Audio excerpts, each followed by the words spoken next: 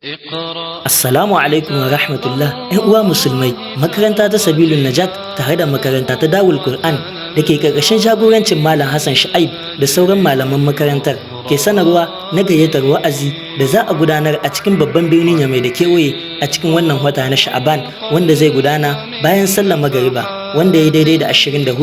da kuma 25 ga watan Sha'aban shekarar 1445, wanda ya daidai da 5 da kuma 6 ga watan uku shekarar 2024 wato miladiyya kenan, yayin da za a gudanar da wa'azzuka na farko a makarantar Darul Qur'an a ranar Talata wato 5 ga watan uku shekarar 2024, wanda ya daidai da 24 ga watan Sha'aban shekarar 1445. Sa'annan a gudanar da wa'azzuka na biyu a ranar Laraba a makaranta ta Sabilun Najat, wanda ya daidai da 6 ga watan uku shekarar 2024 wato miladiyya kenan, wanda ya daidai da hijiriya 25 ga watan Sha'aban shekarar 1445. Domin samun ƙarin bayani kuma za ku iya kiran waɗannan lambobi kamar haka: 92 82 42 46 ko kuma 91 48 20 86. Allah ya bada ikon halarta 'yan uwa, amin.